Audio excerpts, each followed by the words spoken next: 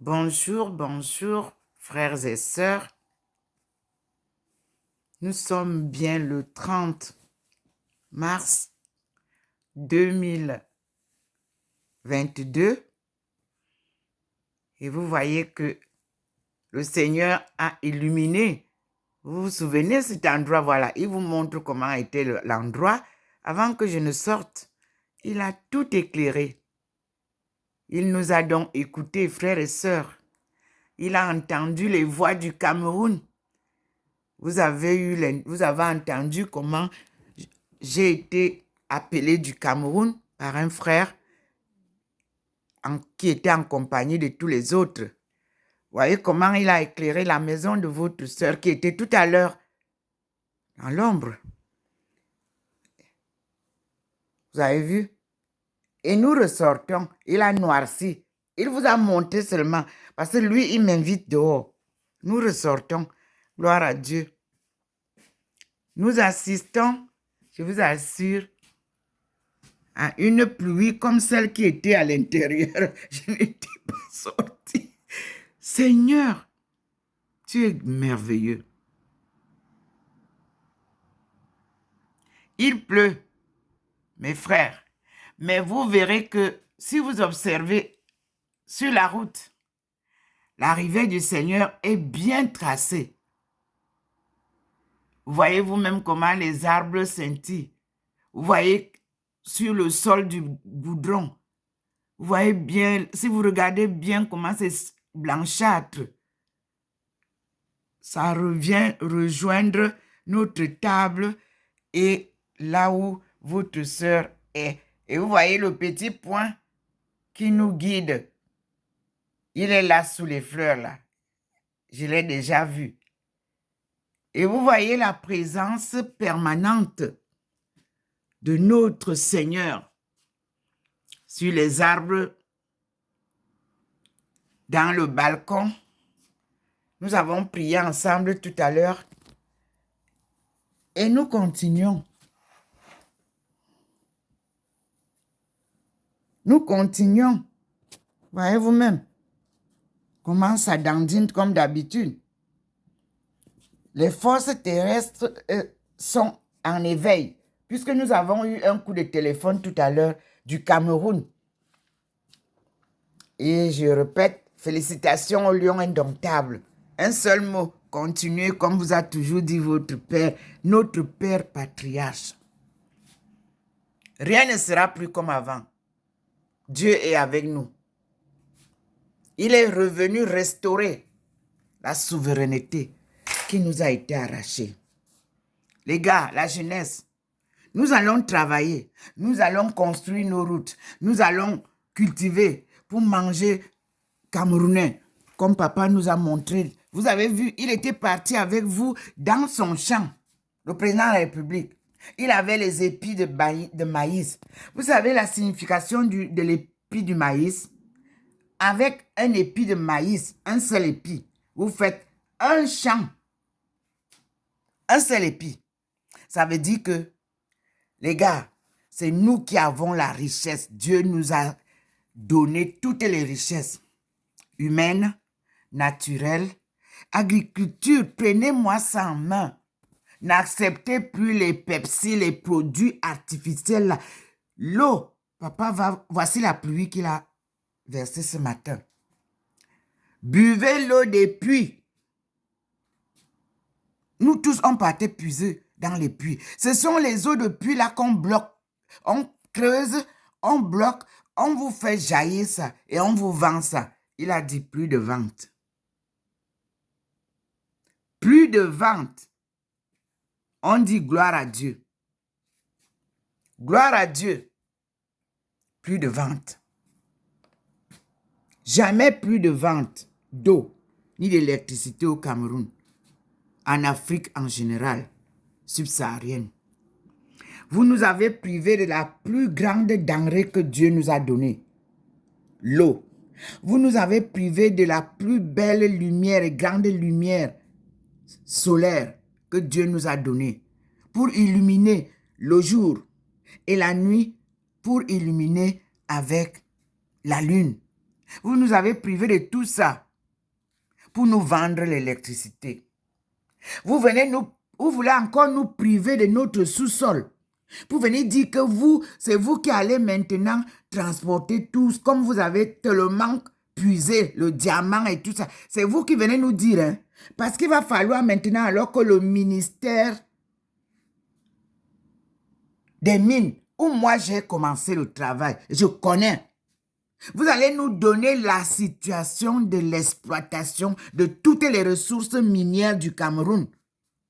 Depuis que vous avez commencé le désordre, depuis que vous pillez avec vos collaborateurs, vous allez nous dire où est-ce que vous mettez cet argent-là. Tous les jours, vous dites que, oh, il n'y a pas d'argent, oh, on doit aller emprunter. Alors que vous êtes, vous, qui nous dites là que vous allez faire le développement avec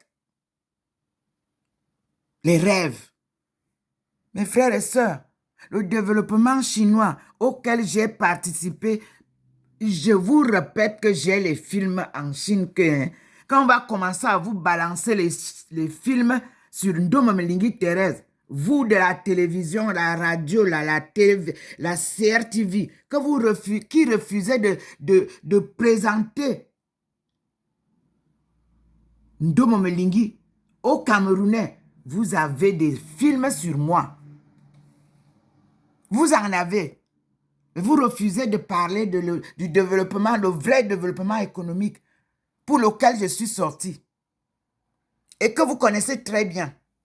Vous nous apportez des rêves, des choses qu'un enfant s'en va se lever, il vient vous parler de la Chine. Il connaît la Chine. Qui vous dit que les sociétés privées de la Chine, c'est ça qui va venir nous développer? Ndoma Melingi, experte, formée par la Chine, vous parle ce matin. Peuple camerounais, ne badigeonnez plus le nom de la Chine avec des faux projets. La Chine arrive. Le président n'a pas encore posé ses pieds. Xi Jinping, il n'a pas encore posé ses pieds au Cameroun. Il va visiter le Cameroun. Il arrive. Vous faites le désordre. Nous sommes les frères de sang. Avec mes frères chinois, nous allons vous apporter le gagnant-gagnant que nous disons là, que vous refusez de lire dans le livre que Ndoma Melingi vous a publié en 2011. Future Africa Take-off in Light of Practice in Chinese Economic Development. Vous avez compris?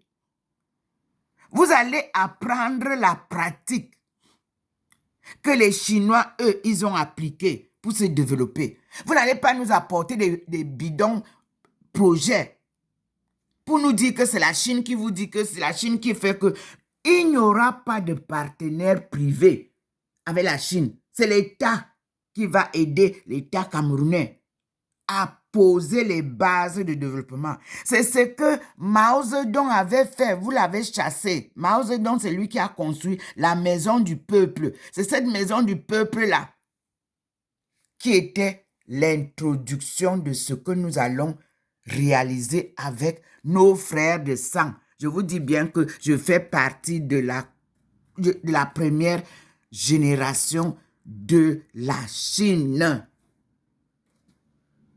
On appelait le premier empereur Nkunkum Tangpup parce qu'il n'y a pas le feu pour dire Nkunkum Tangfu.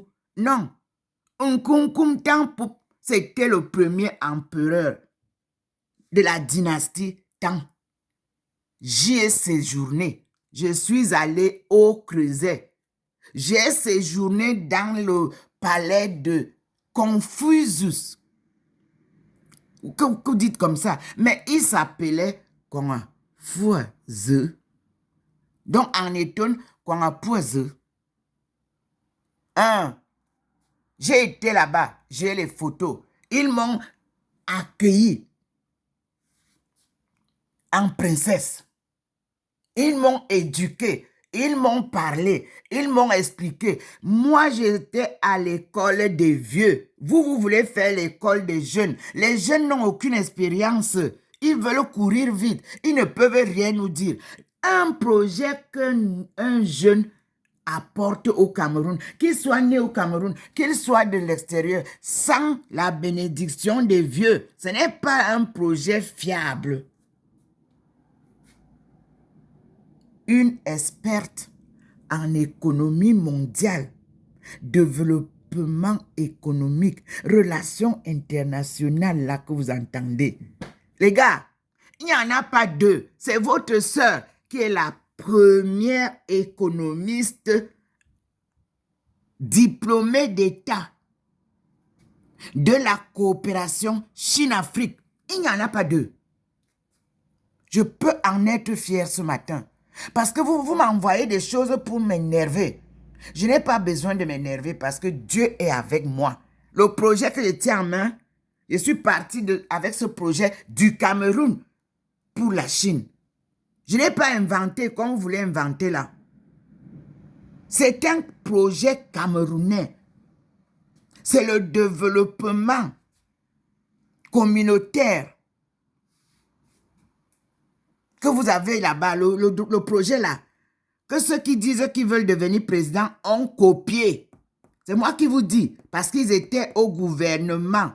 Si je mens, monsieur Kamto, dis-moi, parce que vous avez été même pour la réconciliation de Bakassi. Je confirme aujourd'hui et je signe. C'est moi qui ai dit au secrétaire général, Kofi Annan, paix à son âme. J'aurais bien voulu, mais je l'ai toujours dit, il était vivant. C'est à lui que j'ai envoyé mon premier rapport. C'est lui qui m'a demandé, étant à Beijing, envoie-moi ça envoie-moi ça à l'ONU là-bas pour que ça soit, il y ait des traces. Il avait d'abord lu à Beijing. Et il m'a dit, ok, tu m'envoies ça.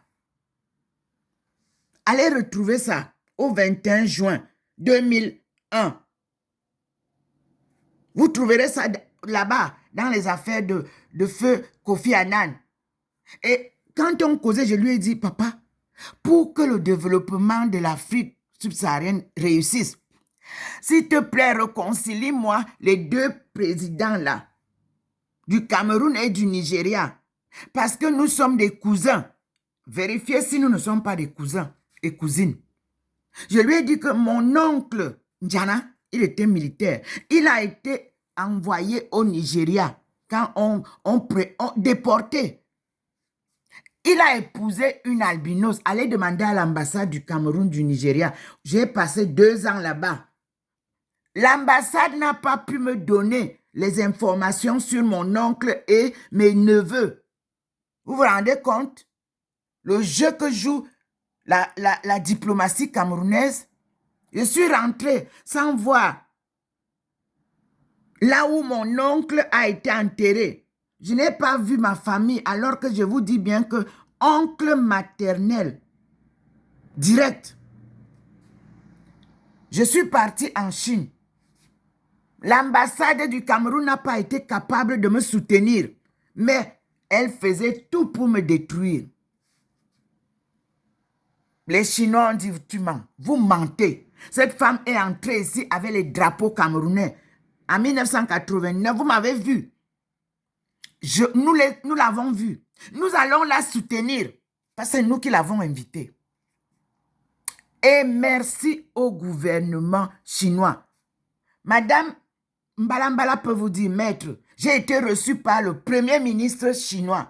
Et je vous dis que pour que le Cameroun se développe, ce ne sera pas avec les sociétés limitées. Non, monsieur. C'est d'État à État. C'est ce que j'ai respecté. Moi, je suis une femme d'affaires, je pouvais faire le commerce, mais l'interdiction m'était donnée. C'est que si je vais réussir cette coopération, je m'oublie. Et si vous trouvez un conteneur à mon nom au Cameroun, je vous le dis tout à l'heure, faites la vérification de qui a envoyé ce conteneur. Parce que les gens de l'ambassade du Cameroun se sont servis de mes papiers pour faire leur bisgo. Et s'il y en a, ils seront poursuivis. Je réponds encore.